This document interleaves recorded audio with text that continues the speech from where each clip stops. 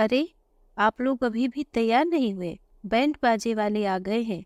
बारात निकलने का समय हो रहा है। थोड़ा जल्दी कीजिए आप लोग। सुनीता हड़बड़ाहट में तेजी से कभी किसी कमरे का दरवाजा खटखटा रही थी तो कभी किसी का। गेस्ट हाउस में ठहरे सभी मेहमानों को उन्होंने 10 मिनट तक हॉल में एकत्र होने को अल्टीमेटम दे दिया था। अपनी मंझले बेटे सुचेत की शादी को लेकर सुनीता बहुत ही उत्साहित थी। दिल्ली वाली बहन को जल्दी तैयार होने की हिदायत देकर वह जैसे ही कमरे से बाहर निकली, उन्होंने अपने सामने सुचेत को खड़ा देखा। कितना प्यारा लग रहा है तू, किसी की तुझे नजर ना लग जाए। सुनीता ने यह कहते हुए सुचेत के कान के पीछे हल्का सा काजल लगा दिया। अब तो दूल्हा भी तैयार होकर आ गया, आप लोग और कितना तैयार होंगे? सुनीता नीचे के हॉल से ही चिल्लाई। दूल्हे को हॉल में पहुंचता देख बैंडबाजी वालों ने भी अपना काम शुरू कर दिया। कुछ ही देर में सभी मेहमान हॉल में एकत्र हो गए। सहरा पहनाने की रस्म के बाद सुचेत को घोड़े पर बैठाया गया और गेस्ट हाउस से सीधे सभी लोग बैंडबाजे के साथ नाचते हुए मंदिर तक गए। भगवान का आशीर्वाद लेने के बाद बारात ने उस होटल के लिए प्रस्थान किया जहां शादी होनी थी। कुछ ही देर में बारात होटल पहुंच गई। यहाँ बहुत ही धूमधाम से सुचित और अनामिका की शादी हुई। शादी के बाद जब अनामिका अपने ससुराल आई तो सुनीता ने सभी परिचितों और रिश्तेदारों से अनामिका का परिचय कराते हुए कहा, यह हमारी गोल्ड मेडलिस्ट बहू अनामिका है। पढ़ाई में ही नहीं, हर काम में निपुण है। सुचित और अनामिका 7-8 सालों से एक दूसरे को जानते थे। दोनों ने एक साथ इंजीनियरिंग की पढ़ाई की थी। इंजीनियरिंग के तीसरे सेमेस्टर में सुचित और अनामिका के बीच की दोस्ती प्यार में बदल गई थी। दोनों ही पढ़ाई में बहुत होशियार थे और उन्होंने अपने प्यार का असर पढ़ाई पर नहीं होने दिया।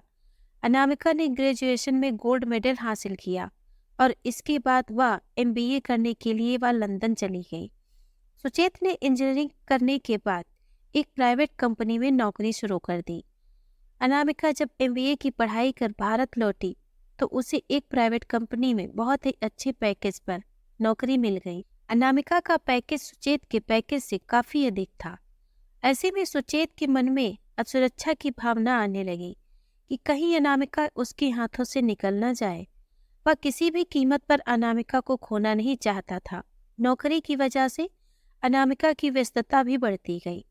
दोनों एक ही शहर में होते हुए भी सप्ताह में सिर्फ एक दिन कुछ ही घंटों के लिए मिल पाते थे। सुचेत ने अनामिका पर जल्दी शादी करने का दबाव बनाया और शर्त रखी कि शादी के बाद कुछ सालों तक वह नौकरी नहीं करेगी। शुरू में तो अनामिका इसके लिए बिल्कुल तैयार नहीं हुई, लेकिन धीरे धीरे वह सुचेत की बातों में आ गई और उसने उसकी शर्त मानते हुए शादी की हामी भर दी। इसके बाद सुचेत और अनामिका के परिवार वालों ने भी इस शादी को स्वीकृति दे दी और शादी की तारीख तय की। शादी के लिए सुचेत को बहुत मुश्किल से 10 दिनों की ही छुट्टी मिली थी। ऐसे में शादी के 2 दिन बाद ही सुचेत और अनामिका घूमने के लिए गोवा चले गए। गोवा से आने के 3-4 दिन बाद सुनीता ने घर के ड्राइंग रूम में परिवार के सभी सदस्यों को एकत्र किया। उसने सभी से कहा, घर में किसी तरह का कलह ना हो, इसीलिए उसने कुछ नियम बनाए हैं जिससे सभी के हिस्से में कुछ न कुछ काम आ जाए। छोटी बहू अनामिका के जिम्मे परिवार के सभी सदस्यों के लिए नाश्ता बनाना होगा, जबकि रात को खाना बनाने की जिम्मेदारी बड़ी बहू सुमन की होगी। दिन में खाना मैं और अनामिका मिलकर बनाएंगे। जो किचन में जब काम करेगा उस समय के बर्तन वही धोएगा। अभी अनामिका इस घर में नई नई आई है, इसीलिए उसे कुछ दिन कोई काम नहीं करना होगा। यह नियम अगले महीने की 1 तारीख से लागू होगा। दरअसल सुमन सरकारी स्कूल में गणित की अध्यापिका थी और स्कूल घर से दूर होने के कारण उन्हें सुबह 6 बजे ही घर से निकलना पड़ता था। वह शाम को 4 बजे के बाद घर लौटती थी। सुचेत की शादी होने तक परिवार के सभी सदस्यों के लिए नाश्ता और दोपहर का खाना सुनीता बनाती थी। परिवार में सुनीता के पति विक्रम और 2 बेटों व बहुओं के अलावा छोटा बेटा कुणाल भी था, जो कि बीकॉम कर रहा था। सभी ने सुनीता को कई बार समझाया कि घर में खाना बनाने के लिए किसी को रख लें, लेकिन उनकी जिद थी कि वह किचन में किसी भी बाहर वाले को नहीं आने देंगी। यही वजह थी कि तबीयत ठीक न होते हुए भी सुनीता किचन में हमेशा लगी रहती। सिर्फ रात को उसे आराम मिलता था, जब किचन की जिम्मेदारी सुमन संभालती थी। अनामिका ने किसी के सामने तो कुछ नहीं बोला, लेकिन अपने कमरे में आते ही वह सुचेत पर चिल्लाई, सुचेत, यह सब क्या है? तुम मुझे यहाँ अपनी फैमिली के लिए खाना बनवाने के लिए लाए हो? मैंने अपने घर में कभी खाना नहीं बनाया और मैं यहाँ इतने सारे लोगों के लिए ब्रेकफास्ट बनाऊंगी? तुम भूल रहे हो कि I am a gold medalist. इतनी पढ़ाई मैंने किचन में ब्रेकफास्ट बनाने या बर्तन धोने के लिए नहीं की है। मैं कल ही जा रही हूँ इंटरव्यू देने। मैं नौकरी करूंगी और मैं अब तुम्हारी किसी बात में नहीं आऊंगी। चिल बेबी, शांत हो जाओ। मेरे होते हुए तुम क्यों परेशान हो रही हो? मैं करूंगा ना माँ से बात। तुम्हें किचन में जाने की कोई जरूरत नहीं होगी, सुचेत ने अनामिका से हंसते हुए कहा। अनामिका भी सुचेत की यह बात मानकर शांत हो गई। सुचेत ने अनामिका को तो शांत करवा दिया, लेकिन माँ से बात करने की उसकी हिम्मत नहीं हुई। अगले महीने की पहली तारीख भी आ गई। सुनीता सुबह 8 बजे से किचन के सामने रखी कुर्सी पर बैठकर अनामिका के आने का इंतजार कर रही। कुणाल भी कॉलेज जाने के लिए तैयार हो गया था और वह डाइनिंग टेबल पर बैठकर नाश्ते का इंतजार कर रहा था, लेकिन ना तो नाश्ते का कोई अता पता था और ना ही अनामिका का। सुनीता ने अनामिका को कई बार आवाज भी लगाई, लेकिन वह नहीं आई। कुछ देर इंतजार करने के बाद सुनीता सुचेत के कमरे के बाहर पहुंची और दरवाजा खटखटाया। सुचेत ने दरवाजा खोला और माँ को कमरे में आने के लिए कहा। सुचेत को भी यह याद नहीं था कि उस दिन महीने की पहली तारीख है। सुनीता ने देखा कि अनामिका बेड पर आराम से लेटकर अपने मोबाइल फोन पर फेसबुक देख रही है और उनके कमरे में आने के बाद भी वह ना तो उठी और ना ही उसने सुनीता की तरफ देखा। यह सब क्या है सुचेत? कम से कम तुम्हें तो याद होना चाहिए था कि आज महीने की पहली तारीख है और आज से अनामिका को सुबह नाश्ता बनाना है। कुणाल कब से नाश्ते का इंतजार कर रहा है। सुनीता ने गुस्से में सुचेत से कहा, माँ, मैंने आपसे कितनी बार कहा है कि किसी खाना बनाने वाले को रख लो, उसके पैसे मैं दे दूंगा। अनामिका को किचन में कोई इंटरेस्ट नहीं है और इनफैक्ट उसे कुछ बनाना आता भी नहीं है, और वैसे भी वह बहुत पढ़ी लिखी है, गोल्ड मेडलिस्ट है, शादी के पहले इतनी बड़ी कंपनी में काम करती थी। उससे नाश्ता बनवाना या बर्तन धुलवाना क्या अच्छा लगेगा? सुचेत ने धीरे से माँ को देखते हुए कहा, वाह बेटा, क्या खूब कहा तूने। तू तो अभी से बीवी का गुलाम हो गया। क्या तेरी भाभी सुमन पढ़ी लिखी नहीं है? क्या वह नौकरी नहीं करती है? उसने भी तो एमएससी में टॉप किया था। उसने भी तो कभी ऐसा नहीं कहा। और तेरी माँ क्या पढ़ी लिखी नहीं है? अनामिका को खाना बनाना नहीं आता तो क्या सीख नहीं सकती? मैं हूं ना सिखाने के लिए। और यह तो तुझे पता ही है कि मेरे जीते जी इस किचन में कोई बाहर का व्यक्ति आकर खाना नहीं बना सकता है। सुनीता की आवाज में गुस्सा था। सुनीता के कमरे में आने के बाद भी अनामिका अपने मोबाइल पर फेसबुक देखती रही। यह देखकर सुनीता का गुस्सा और बढ़ गया, लेकिन उन्होंने उस समय अनामिका को एक शब्द भी नहीं कहा। सुनीता गुस्से में कमरे से बाहर आ गई। उसने देखा कि कुणाल बिना नाश्ता किए ही जा चुका था। कुछ देर बाद बड़ा बेटा अजय और सुचेत भी नाश्ता किए बिना ऑफिस चले गए। बाद में सुनीता ने अपने लिए और पति के लिए नाश्ता बनाया, लेकिन अनामिका के लिए कुछ नहीं बनाया। अनामिका काफी देर तक इंतजार करती रही कि शायद कोई उसे नाश्ता करने के लिए बुलाएगा, लेकिन जब 12 बजे तक किसी ने नहीं बुलाया तो उसने परेशान होकर सुचेत को फोन किया। सुचेत, तुम्हारी फैमिली तो मुझे भूखा मार डालेगी। 12 बज चुके हैं और अभी तक ना तो किसी ने मुझे चाय दी है और ना ही ब्रेकफास्ट। पता नहीं लंच भी देंगे या नहीं। मुझे इस घर में नहीं रहना, बहुत हो गया। तुम आज ही कोई नया घर देखो, हम अलग घर में रहेंगे। अनामिका बहुत ही आक्रामक स्वर में बोली। सुचेत ने घर आने के बाद अनामिका को बहुत समझाया, लेकिन वह अपनी जिद पर अड़ी रही। आखिरकार अनामिका की जिद के आगे सुचेत को झुकना पड़ा और उन्होंने अलग 3 कमरे का फ्लैट किराए पर ले लिया। सुचेत को अपना घर छोड़ते हुए दुख तो हो रहा था, लेकिन वह बेबस था। शुरू में तो कुछ दिन अनामिका और सुचेत परिवार के सदस्यों से मिलने के लिए नियमित रूप से आते रहे, लेकिन धीरे धीरे उनका आना कम होता गया। फिर कभी कभी अकेले सुचेत ही आते जाते घर आ जाता था।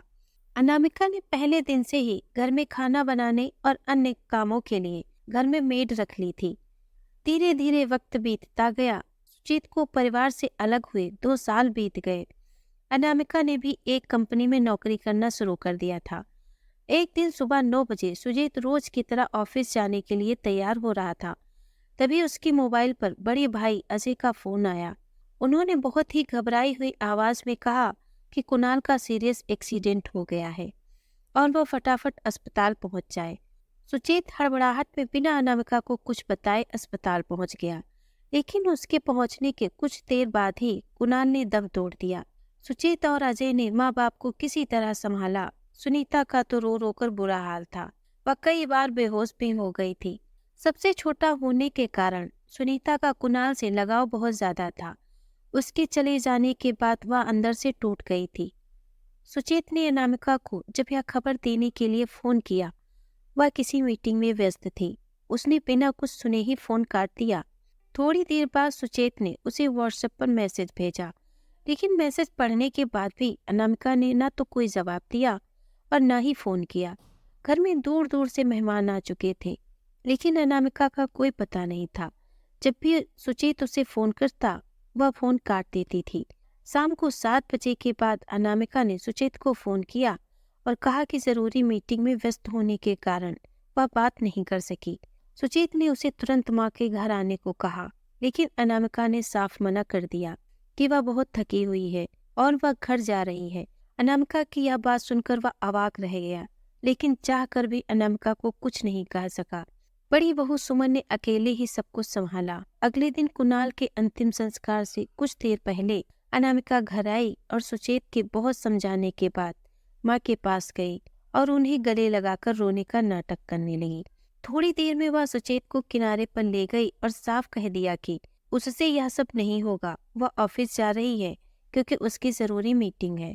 इसके बाद अनामिका रोज 10-15 मिनट के लिए शक्ल दिखाने घर आ जाती थी। कुणाल की 13वीं की रस्म के लिए अनामिका ने सफेद रंग की नई साड़ी खरीदी। सुचेत भी बहुत हैरान था कि आखिरकार अनामिका को 13वीं के लिए नई साड़ी खरीदने की जरूरत क्यों पड़ी। 13वीं के दौरान शोक सभा में पहुंचकर अनामिका ने एक बच्चे को अपना फोन दिया और उससे उसकी फोटो खींचने को कहा। थोड़ी ही देर में उसने सफेद साड़ी पहने हुए अपनी फोटो को फेसबुक पर अपलोड कर दिया और सुचेत और सुमन को टैग करते हुए स्टेटस में लिखा, feeling sad with Suchet and Suman, missing you my dear Kunal, I lost my brother in law in a road accident. इसके बाद वह शोक सभा में बैठी हुई लगातार अपने मोबाइल फोन पर चिपकी रही। हर थोड़ी देर बाद अपनी इस पोस्ट पर आने वाले कमेंट को देखती रही। सुचेत ने जब यह सब देखा तो उसे बहुत दुख हुआ, लेकिन इसके बाद भी उसने अनामिका से कुछ नहीं कहा। कुणाल के जाने के बाद सुनीता अक्सर बीमार रहने लगी। उसने किचन का काम करना भी छोड़ दिया था। सुमन ने अपनी सास की सेवा भी की और नौकरी करते हुए पूरा घर संभाला, लेकिन अनामिका एक भी दिन न तो सुमन का हालचाल लेने आई और न ही उसने घर में आकर किसी तरह का कोई काम किया। वक्त बीतता गया और शादी के लगभग 4 साल बाद अनामिका ने बेटी को जन्म दिया। इस दौरान अनामिका ने अपनी माँ को अपने पास बुला लिया था, लेकिन कुछ दिनों के बाद उसकी माँ भी यह कहते हुए अपने घर लौट गई कि वह अनामिका के पापा को अकेला ज्यादा दिन नहीं छोड़ सकती हैं। उनके बिना उन्हें दिक्कत हो रही है। अनामिका के लिए अकेले बच्चे का पालन पोषण करना आसान नहीं था। उसे चिंता इस बात की भी हो रही थी कि 2 महीने बाद जब छुट्टी खत्म होने पर वह नौकरी ज्वाइन करेगी, तब उसकी बेटी कैसे संभलेगी। अनामिका की माँ ने भी स्पष्ट कर दिया था कि वह अपना घर छोड़कर नहीं आएंगी। बच्चे के साथ तो अनामिका को दिक्कत हो ही रही थी। घर के काम काज के लिए रखी मेड भी इस समय छुट्टी पर चली गई थी। अनामिका ने सुचेत से कहा कि वह अपनी माँ को कुछ दिनों के लिए यहाँ बुला ले, लेकिन सुचेत ने यह कहते हुए साफ मना कर दिया कि जब माँ को उसकी जरूरत थी तो वह उन्हें सहारा देने तक नहीं गई। ऐसे में वह किस मुंह से माँ को यहाँ आने के लिए कहे। अनामिका ने सुचेत को कई दलीलें भी दी, लेकिन सुचेत तैयार नहीं हुआ। दोनों के बीच इस बात को लेकर रोज झगड़ा भी होने लगा। बच्ची के साथ अनामिका घर में ही बंद गई थी। वह न तो शॉपिंग करने बाजार जा पाती और न ही अपनी फ्रेंड्स के साथ आउटिंग पर। सुचेत ऑफिस के लिए सुबह घर से निकलता था और देर शाम को लौटता था। अकेले ही वह किसी तरह से घर का सारा काम करती थी और बच्ची को भी संभालती थी। समय मिल न पाने के कारण उसका फेसबुक और व्हाट्सएप भी छूट गया था। फेसबुक पर वह इतना एक्टिव थी कि हर आधे घंटे में कुछ न कुछ पोस्ट करती थी। उसके फेसबुक फ्रेंड्स भी हैरान थे कि अनामिका को क्या हो गया है। अनामिका को लगा उसे बच्ची की देखभाल के लिए फुल टाइम मेड रख लेनी चाहिए, लेकिन सुचेत इसके लिए भी तैयार नहीं हुआ। सुचेत ने अनामिका पर नौकरी से इस्तीफा देने के लिए दबाव बनाया, लेकिन अनामिका इसके लिए भी तैयार नहीं थी। अनामिका बहुत परेशान रहने लगी। उसे बार बार अपने सास ससुर के घर से अलग होने की गलती का पछतावा होता था। उसे लगता था कि अगर वह उनके साथ रहती तो ना तो उसकी आज़ादी छिनती और ना ही उसे बच्ची को अकेले पालने में दिक्कत आती। घर में सबके साथ रहकर बच्ची की भी अच्छी तरह से देखभाल हो जाती। वह रोज यही सोचते थे कि वहाँ तो सब मिलजुल कर काम करते हैं, उसके जिम्मे तो सिर्फ नाश्ता बनाना ही था, और यहाँ अकेले ही उसे मेड न आने पर सारा काम करना पड़ता है। उसे लग गया कि उसका अलग होने का फैसला बिल्कुल गलत था। एक दिन उसने सुचेत से कहा, मैं सोच रही हूँ कि क्यों न हम लोग मम्मी जी और पापा जी के घर वापस चले जाएं। मुझे अपनी गलती का एहसास हो गया है। एक बार तुम प्लीज मम्मी जी से बात करो ना। वह जैसा कहेगी मैं वैसा ही करूँगी। सबके लिए नाश्ता बनाऊंगी। अनामिका की यह बात सुनकर सुचेत भावुक हो गया और वह रोने लगा। अपने घर वापस जाने की बात सुनकर उसे खुशी तो थी, लेकिन उसके मन में डर भी था कि पता नहीं माँ उन्हें वापस आने देंगी या नहीं। सुचेत बहुत हिम्मत करके अपनी माँ से बात करने घर गया तो उसके मन का डर सही निकला। सुनीता ने साफ मना कर दिया और कहा, बेटा अब तुम लोगों को हमारी ज़रूरत है, इसलिए तुम यहाँ आना चाहते हो। जब हम लोगों को तुम दोनों की ज़रूरत थी तो तुम हमें छोड़कर चले गए थे। सुचेत को भी अपनी गलती का एहसास था, इसलिए उसने भी माँ को ज़्यादा समझाया नहीं और वह मायूस होकर घर आ गया। घर आकर उसने अनामिका को जब माँ की बात बताई तो वह रोने लगी। वह पछतावे की आग में जल रही थी, जिससे उसे ठीक से नींद भी नहीं आती थी। सुनीता ने सुचेत को मना तो कर दिया, लेकिन अंदर से वह बहुत दुखी थी। उनके मन में रात भर अधेड़ बुन चलती रही। बड़े बेटे का कोई बच्चा नहीं था। ऐसे में उन्हें लगता था कि अगर उनकी पोती घर में आती है तो बच्चे की किलकारियों से घर गूंज उठेगा। एक तरफ जहाँ वह अनामिका को उसकी गलती का एहसास कराना चाहती थी, वहीं उसे अपने बेटे व पोती का भी मोह था। आखिरकार उसने सुबह उठते ही सुचेत को फोन किया और कहा, बेटा यह तेरा अपना घर है। इस घर में आने के लिए भला तुझे माँ से क्या इजाजत लेनी पड़ेगी। जब तेरा मन करता है यहाँ आ जा, लेकिन हाँ, अनामिका से कह देना कि चाहे जो हो नाश्ता तो उसे बनाना ही पड़ेगा। माँ की बात सुनकर सुचेत खुशी से उछल पड़ा। अनामिका भी बहुत खुश थी। 3 दिन बाद वे अपना सामान लेकर वापस आ गए। अनामिका और सुचेत ने सभी से माफी मांगी। माँ ने अनामिका को गले लगाते हुए कहा, बहू मैं तेरी सास नहीं माँ हूँ। तुमने घर छोड़ने का फैसला लेने में बहुत जल्दी कर दी थी।